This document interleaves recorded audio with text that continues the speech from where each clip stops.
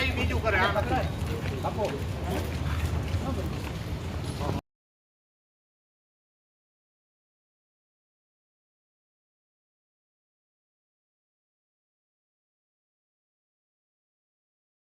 Sir,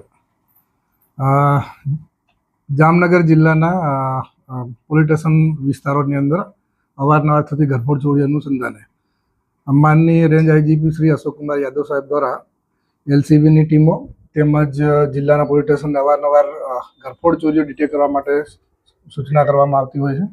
તે અનુસંધાને નવા નિમાયેલ જામનગર જિલ્લાના એસપી શ્રી ડૉક્ટર રવિમોહન સૈની દ્વારા એલસીબીને એક ટાસ્ક તાજેતરમાં જ આપી મંદિર ચોરી બાબતનો ટાસ્કના અનુસંધાને એલસીબી ટીમ દ્વારા પોતાના ટેકનિકલ સોર્સ તેમજ પોતાના હ્યુમન સોર્સ અનુસંધાને મહેનત કરતા ગઈકાલ રોજ દરેડમાંથી જામનગર તરફ બાયપાસ તરફ આવતા એક સ્વિફ્ટ ગાડીની ચેક કરતા ગાડીની અંદર ચોરીનો મુદ્દામાલ એટલે કે મંદિરના છતર તેમજ મુગટ જેવી વસ્તુઓ જે તોડી નાખેલી તેમજ આખી એવી રીતે મળી આવતા તેમની પૂછપરછ કરતા જામનગર જિલ્લાની અલગ અલગ જગ્યાએ કુલ 3 જગ્યાએ પંચ એ વિસ્તાર પોલીસ સ્ટેશન વિસ્તારની ચોરી જે 2024ની છે, લાલપુર પોલીસ સ્ટેશન વિસ્તારમાં 2 ચોરીઓ જે ચાલુ વર્ષની અંદર ગુના દાખલ થયેલ છે.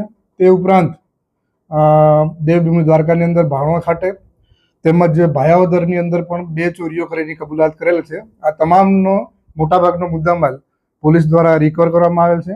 એમાં મંદિરના છતર તેમજ મુગટ મળી કુલ 14 મળી કિંમત રૂપિયા 1,59,000નો મુદ્દામાલ રિકવર કરવામાં આવેલ છે. તે ઉપરાંત ચોરીમાં વપરાયેલ સ્વિફ્ટ ગાડી અને ચોરીમાં વાપરવામાં આવતી 2 મોટરસાયકલ પણ પોલીસ દ્વારા રિકવર કરી કુલ મુદ્દામાલ પોલીસ દ્વારા 3,66,000નો રિકવર કરવામાં આવેલ છે. આ કામે અત્યાર સુધી પોલીસ દ્વારા કુલ 3 આરોપીઓની ધરપકડ કરવામાં આવે છે. 4 આરોપીની ધરપકડ કરવામાં આવેલ છે.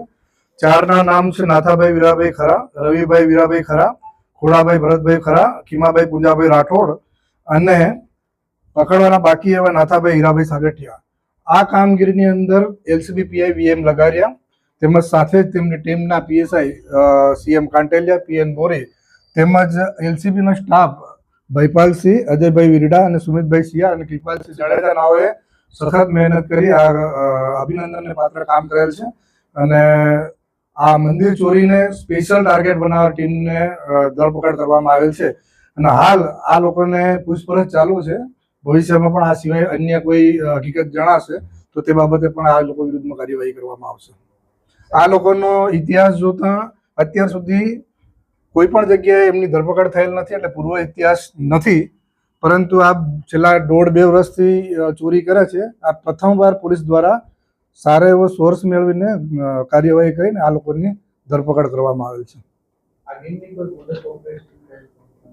આ ગેંગની મોડસ ઓપરેટિવ એક જ છે કે મંદિરમાં જ જઈને ચોરી કરવી અને મંદિરમાં છતર અને મુગટની ચોરી કરવી, એ અત્યાર સુધી જણાઈ આવેલ છે. આ લોકોએ મુદ્દામાલ એટલા માટે કે મંદિર ચોરીનો મુદ્દામાલ છે એટલે તાત્કાલિક સોનીના ધ્યાન પર જાય. ઘરની ચીજ વસ્તુ હોય તો ખ્યાલ ના આવે, મંદિરનો હતો એટલે મંદિરના પૂજારી જાય તો કોઈ પ્રશ્ન ના ઉપજશે. એટલા માટે એ લોકો અત્યારે એ મુદ્દામાલ અલગ અલગ જગ્યાએ છુપાવીને રાખતા હતા. અત્યારે હાલ જ એ લોકો પાસે જે હતું ને પ્રયત્ન ચાલુ હતા એ લોકો વેચવાના, એટલે ઇન્ફોર્મેશન મળે અને પોલીસે ધરપકડ કરી.